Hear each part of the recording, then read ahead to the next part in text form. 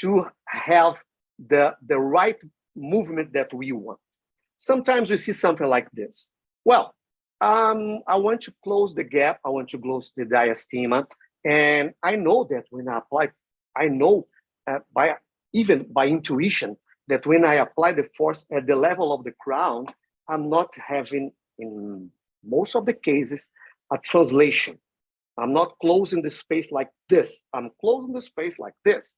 So by intuition, we think, wow, I've seen somewhere that if I apply the force, line of action of force, if we even know what a line of action of force is, if I apply a higher force, I may cancel it. And what I see is this. Well, in both directions, okay? Distalization or mesialization, closing or opening, we see this. People using this type of thing. And they're applying the force thinking that they're having something like this. It's not true. Of course it is not true. Why is that? Because the center of resistance is the same in the same position. It's away from the line of action of the force. It's far from the line of action of the force. So when we are applying this type of mechanics here, we're having two forces being summed, and those forces are not in opposite directions in relation to the center of resistance. So if we do that, if we want to apply two forces here, like one at the level of the bracket and the other one at the level of the bottom, we are having two forces being summed, which is not good. Too much force for that. Or let's say we're just applying this one here. Same thing, but less force, but again, away from the center of resistance. So sometimes we even see the vectors in the wrong direction, meaning that the intention of the orthodontist in that situation, I understand. They want to do this by translation, the translatory movement, but in fact, they're not having it. Why is that? Because the line of action of the force is still passing away from the center of resistance. So, of course, we have a less tendency of moment because it's closer to the center of resistance when we compare to this other distance here. Well, yes, it is, but still a moment. We're still having a moment. So this is not the right way to do. What is the best thing to do? What's the best strategy if I really want to have a translation in this type of movement? Not this mechanics, of course not, because it is still generating a moment. You see, first concept that we are applying today, the one line of action of the force. Yes, we can do that. Yes, it's easier sometimes. We are not thinking more than just applying one force and I'm trying to reach the right height so I have the movement that I want. But remember, you need to apply the force and to understand the system of force that you are generating. This is the simplest one. One line of action of the force being applied, trying to reach the center of resistance. We can do that. We can do that. Let's see. So if I want really to have it without this movement, of course, if we are doing this in like to close 1 millimeter, well, it won't make a difference at all. But if we are closing 4 millimeters, 5 millimeters, yes, it starts to make a difference. The movement is going to be completely different from what we need, from what we want.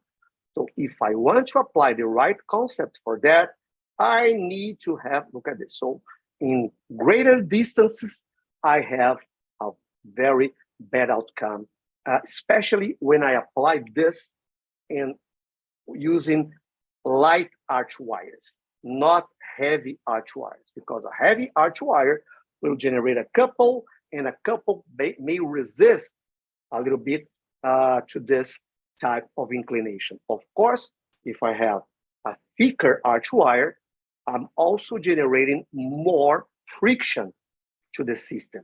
And sometimes I'll delay my treatment because of the friction, okay? So let's try to reach another type of movement. let's try to use our knowledge here of applying just one line of action of the force at the right height. In this case, I can apply this using high hooks. I can make a high hook for that and attach this high hook. For example, I'm going to show you the clinical example of that, but let's say 1925 strip of wire, and I will make this loop with this shape. I'll make this hook with this shape and apply the line of action of the force at the center of resistance. This is the right way to do things if I want to have this translation. So you see that everything is attached, everything is linked. We need to understand the system of force that's being applied here. Of course, this is the simplest system of force. One line of action trying to reach the center of resistance. In this case, of two separate teeth. Okay, I want to do this. Well, it's possible. It is possible to have in orthodontics. If I'm applying this, well, I can do something like this.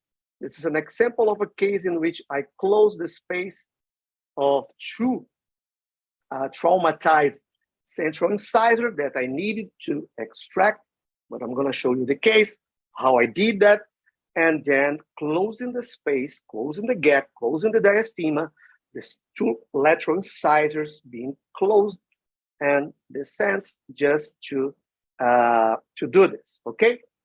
So this is the case, this is the clinical case, because my promise today was to apply the biomechanics to your clinical practice. So I'm trying to do that now.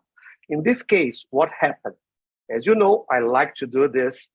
You probably know that. I like to do this. I like to show this cases tridimensionally, because for me, it's easier to see things. I'm sure that for you also, it's easier to see how things are going to be applied when we look like this, when we look to the image. So this is what I try to do. First of all, leveling and aligning the teeth. So running my sequence of archwire, from which I'm not talking about today, but you can use the sequence you will apply in your daily practice. And then we are going to start one thing here. In this case, I wanted to do the slow traction of upper teeth. And for this low traction of upper teeth, we also apply the biomechanics, the system of force. It's not something that we do like, well, what can we do? Let's just put here the bracket in a higher position and do the extrusion. No, there is a right protocol for that. It's not this. When we do that, we are not applying the right protocol for that. First of all, you need to apply the force at a specific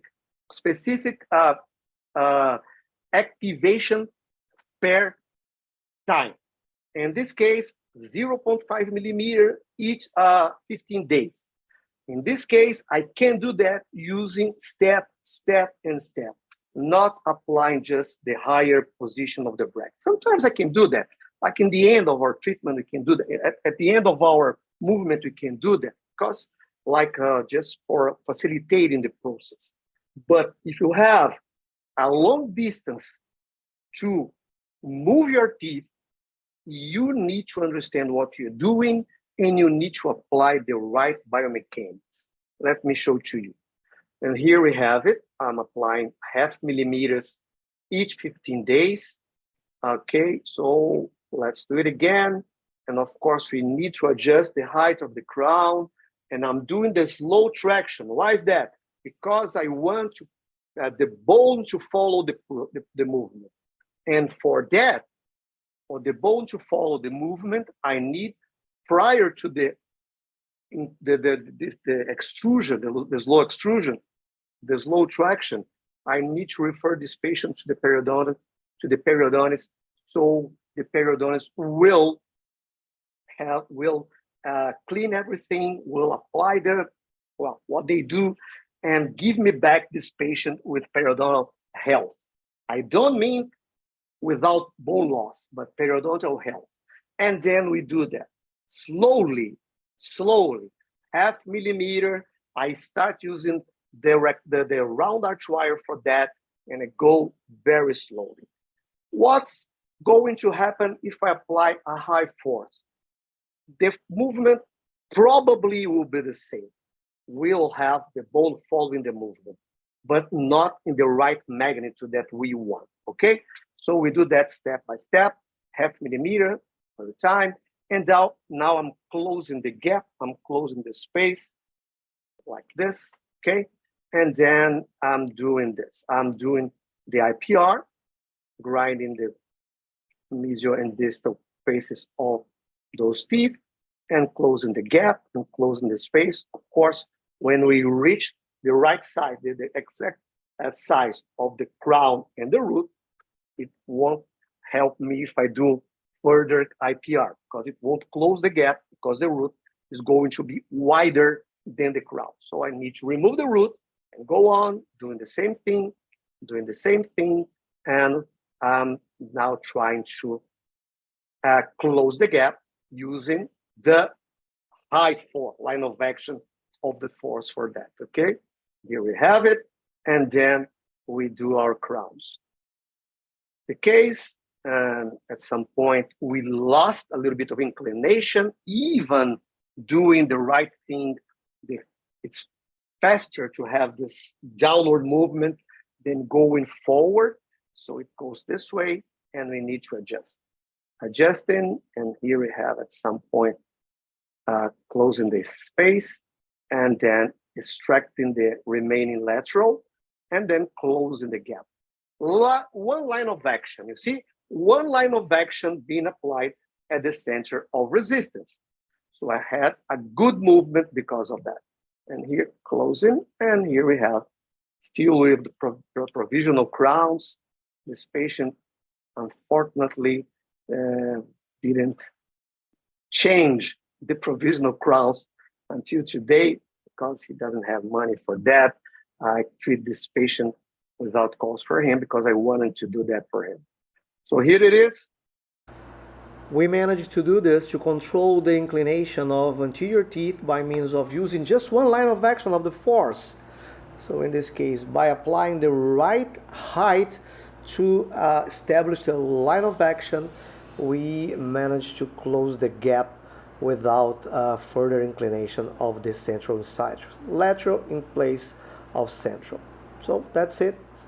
Thank you.